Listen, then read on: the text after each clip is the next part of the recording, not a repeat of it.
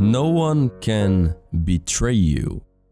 There's no such a thing as betrayal, it's just a perception. The emotion of betrayal has its basis in sadness. This sadness is related to the fact that someone did not behave according to your expectations. This sadness results out of a broken expectation from within yourself. And so the perception of betrayal is your own making. You could speak of feeling disrespected, perhaps. It's okay to stand up for yourself if you're bullied, disrespected, of course. Sometimes you could be feeling both disrespect and betrayal. Disrespect is best handled by doing or saying something to the other person. Betrayal, however, can only be treated internally. How is that so? Well, if you were to tell me, quote-unquote, I feel betrayed, this implies an unconscious desire and expectation to control the other person's behavior, or that they should have known what you were expecting from them. Read your mind. Whereas if you tell me I am not feeling betrayed but disrespected, then you can easily deal with it in the moment by confronting the other person, but from a place of understanding that some people can be disrespectful at times, and you just have to assert yourself and deal with it in the moment. Not from an expectation, from an empathetic understanding that disrespect, real or perceived, is a part of the structure of reality, an intrinsic aspect of a human being, a possibility in the human mind that you pretty much cannot delete out of existence and out of your own mind. Whenever you feel betrayed, ask yourself, quote-unquote, what did I expect from them to do? What did I expect out of the situation? What was I expecting? What kind of standards was I holding up this person to? The feeling of being betrayed is strictly connected to your imposed expectation on the situation. And by disconnecting your expectation from the situation, you will begin to see clearly that people are people. Anything can come out of them at any moment. The human mind is infinite possibility. It can think anything, imagine anything, and therefore humans are infinite possibility. This is the only healthy and realistic, quote-unquote, expectation that you can have of others on this planet, which is that anything can come out of them, out of humans, at any moment. In this way, you won't be affected by deviation or change in someone else's behavior.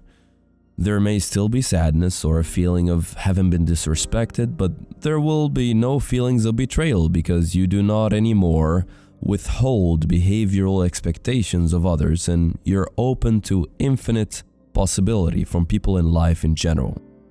Everything is expected. Your reaction to the event will be more mature. You will perhaps be able to instruct the person on what they could have done better, teach them what to do in the future to fix the relationship, or simply leave based on thorough, conscious and logical consideration of what happened. When you feel betrayed, you're much more prone to introduce drama into the situation, act in immature ways, and drive the other person to become more reactive towards you. Everything we just discussed here applies to any kind of betrayal across social situations. Romantically, cheating on you, or financially, people scamming or stealing from you, withholding information, hiding information, family or friends betraying you emotionally. It's all expectation. And the point here is to deal with these situations as disrespect and not betrayal, not as betrayal. Deal with it in the moment and move on.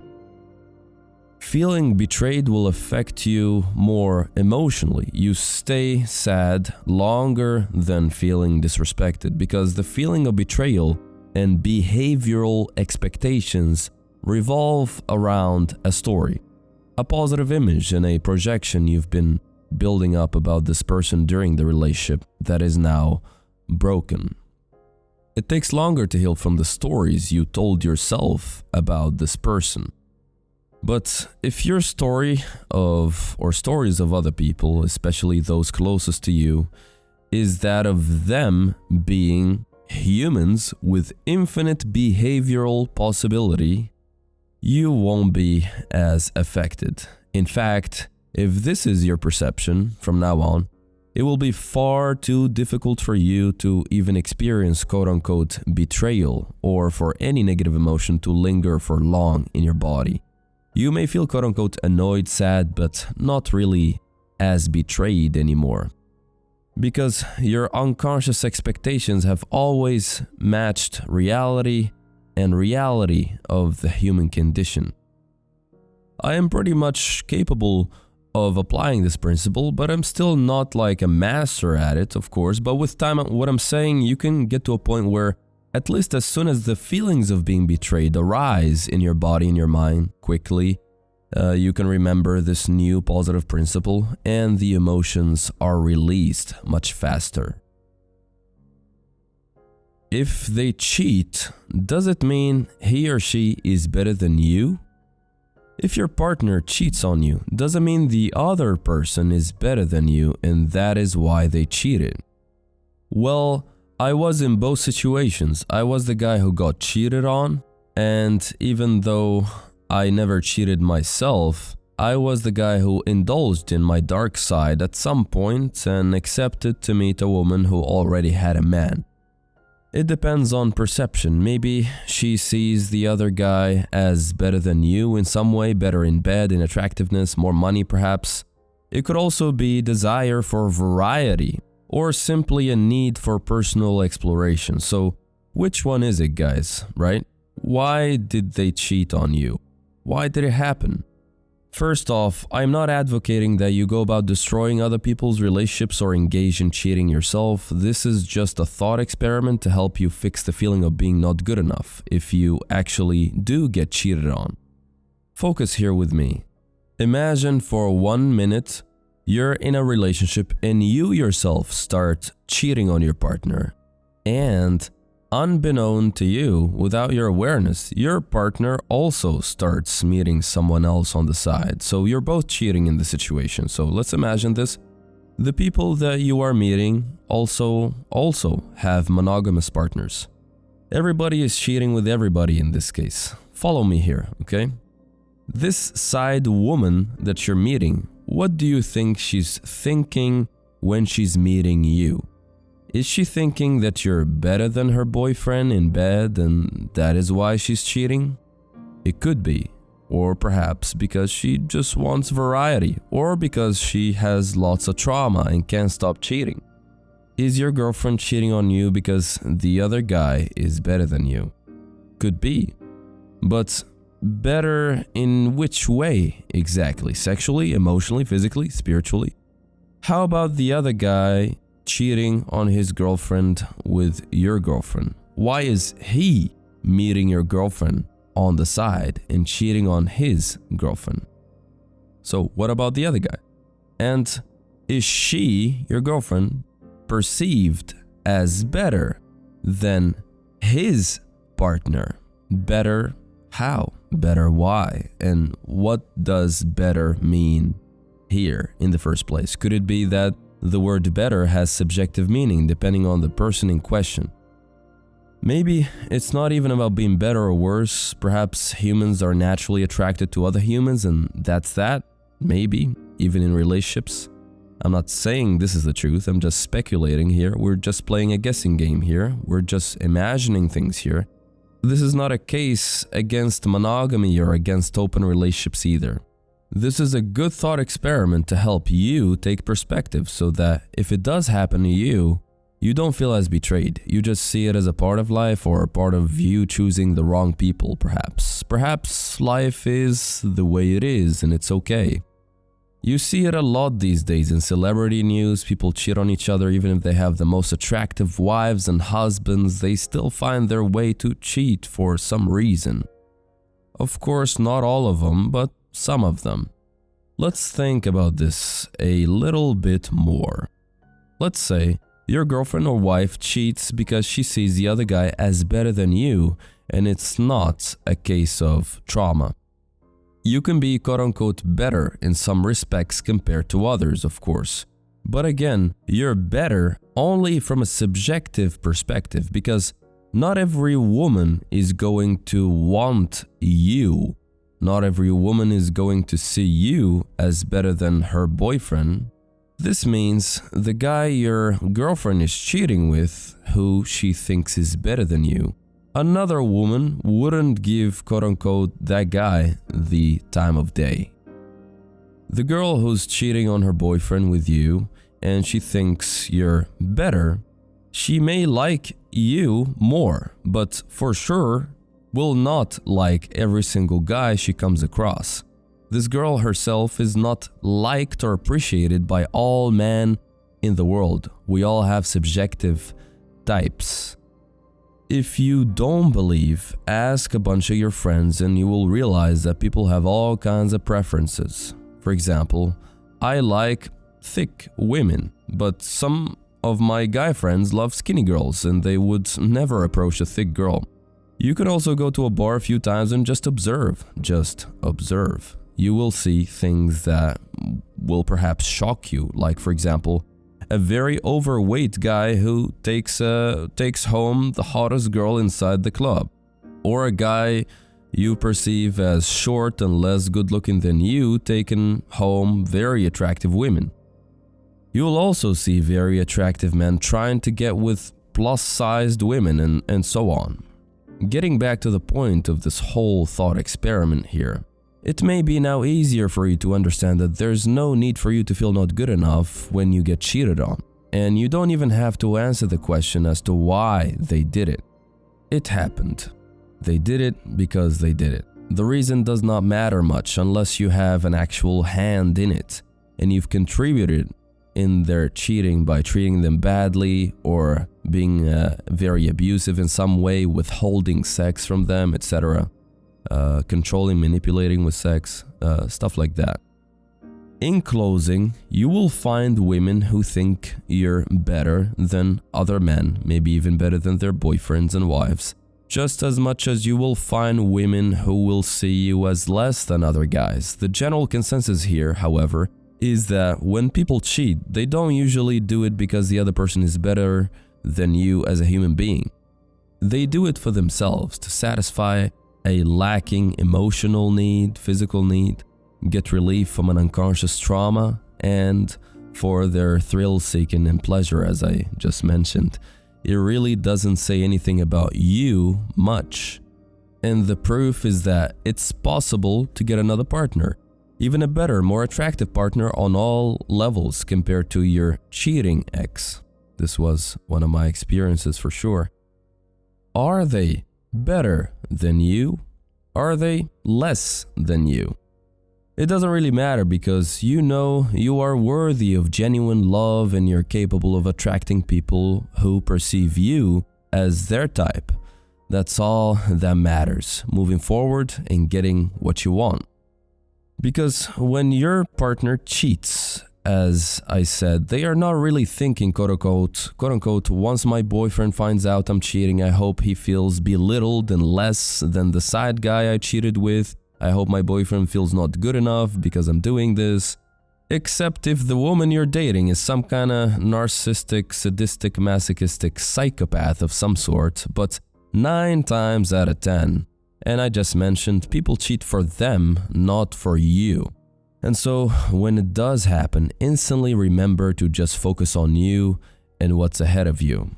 Don't give an unnecessary blow to your self-esteem. What should you do if you get cheated on? I don't know. That's up to you. Personally, I would leave, but I'm not going to tell you what to do. The best antidote to cheating is to choose someone who is confident, secure, and is not struggling with any major mental illness or big insecurity in their attachment style. Watch my video series on attachment styles if you want to learn more about attachment styles and how to choose better partners. Nothing guarantees you won't get cheated on, but you can only guarantee your perception of it when it does happen. You can only guarantee your perception of it when it does happen, which is that it has nothing to do with you. Also, obsessing about whether it'll happen or not will make you hyper vigilant, jealous, and unable to just relax and enjoy your relationship. It's all about the other person deciding consciously to satisfy their needs, either emotionally or sexually. This doesn't mean that they are not sexually satisfied with you. They may or may not be. There are people who cheat for sexual pleasure, but they're totally satisfied with their partners. Some people choose open relationships to skip thinking about this whole cheating universe altogether. Many of these people have a big fear of getting cheated on. That's why they choose these open relationships. The fear is so big to the point they would go as far as to start an open relationship. At least now, they don't have to worry because they already know the partner will be messing around while they are together. Anyways, not all people who have open relationships have this kind of fear, but the truth is that many do, and the truth is that it still bothers them deeply. The people who start open relationships based on fear, I'm saying, they still feel the jealousy and mistrust. So, when it comes to open relationships, you have to examine your emotional reasons as to why you'd want one before you get into it in the first place. In either case, there is no such thing as betrayal. Nobody can betray you if their intention is to satisfy themselves. Even if the betrayal came from an evil intention, such as, quote-unquote, you made me feel bad, I want revenge out of you, it's still about the other person cheating to regulate their emotions, their anger. Revenge-based cheating does have the tone of making you feel bad in turn because of built-up resentment, or because the partner felt slighted, or because you're manipulating them yourself from your own side. But if you haven't done anything wrong, then this is a failure on your partner's side for not being able to handle and express negative emotions and arguments, fix arguments with you effectively, and in a way that would leave them resentment-free if they did that. But second, quote-unquote, I want to make you feel bad because you made me feel bad, and the intention to make you feel bad is secondary. I want to make you feel bad because you made me feel bad. The intention here is secondary. What I mean is that the first intention is to regulate the person's emotions. The person is using cheating to release anger. This would be the first intention. It's all about fixing how they feel. It's all about them. It's not about you. Even if it's revenge-based cheating, it's all about them trying to release their anger in a dysfunctional way. And the second intention would be perhaps to make you feel, that's their belief. I make you feel bad because you made me feel bad. And if I make you feel bad, hopefully I can feel okay about myself. The truth is, if they cheat because of this and you don't feel bad, they have failed to achieve their goal. But eventually, their anger will be released whether they cheat or not. Now, they haven't achieved their goal, as I said. This is because you pretty much don't care, and now the person has to find a different way to get back at you. It could be threatening to leave, physical abuse. At the end of the day, quote-unquote, I'm gonna cheat to make you feel bad, literally translates to, or as, quote-unquote, I am going to set a criteria for myself for when I can and cannot allow myself to feel good, okay, and self-loving. The standard or criteria is that first, I have to go out there and cheat. Once I cheat, I will tell my partner, and after I do, I will first need to witness them crash and feel like garbage. Only then will I allow myself to feel good, again, present, happy, blissful, peaceful. Only then will I decide, okay, I can finally let go of this anger, resentment towards them and feel okay. You can see here, guys, this is a lot of mental energy. Whether you did this in the past, you're planning to do this, or you were the witness of this kind of behavior on the receiving end, This is a lot of mental energy and bullshit exerted simply to get to feel good about yourself. You can see clearly now that it has nothing to do with you in this case. There's no such a thing as an evil intention. Because at the end of the day, the person is doing what they're doing to help themselves regulate their emotions and achieve emotional homeostasis. So, why would you feel bad about it? Why would you feel down about someone trying to regulate their emotions in their own way? Why feel betrayed? It's all about them trying to fix their own emotions. Clearly, it has nothing to do with you. It has all to do with the way they've been brought up and how they dealt or deal with negative emotions in general. When I say there is no such a thing as betrayal, I mean if you don't feel any negative emotions, you won't feel betrayed. You can only feel betrayed if you feel like someone took something from you. But what can people take from you? Let's examine. In romantic relationships, you can feel betrayed only if you attach your sense of self-worth and self-love to your partner's actions and reactions. If they cheat, for example, you feel bad because you will think they did because you're not good enough for them. You will feel bad perhaps because you didn't expect them to cheat. You expected them to be other than what they are, human. You may have come to attach your sense of positive feeling and happiness with having a stable relationship in a partner. Now that the partner began rocking the boat, you lose stability because your sense of stability got intertwined with the stability of the relationship. The presence of your partner can give you positive emotions. You don't feel lonely as much. If they're gone, you won't feel as good about yourself. This is a question of feeling good about yourself. And so, the only way I can feel betrayed is if I start to believe that I owe you something. I owe you your presence with me. I owe you positive emotions. I owe you to stay with me and to be faithful. I owe you to not break those expectations. Now, if I feel like I don't owe you anything, and I expect all possibilities going into the relationship from the start, including getting cheated on, whatever happens and whatever you do, I won't feel betrayed. Betrayal is about owing and ownership. The reality is that you don't owe anything to anybody and nobody owes you nothing. Everyone on this planet is a separate entity, an individual, and as I mentioned earlier and in previous videos, the human mind is infinite possibility, and you can never guarantee that you will be able to control this universe, this human mind, for your partner. So again, everyone on this planet is a separate entity, an individual. We can come into contact with one another, but the mind often makes the mistake of starting to perceive friends and partners as parents, perhaps. The child part of you, if it is damaged, it'll easily fall into the trap of looking for a parent anywhere it goes. If you don't perceive your partner as your parent, that they owe you positive emotions, it's impossible to experience this dictionary word or meaning of quote-unquote betrayal.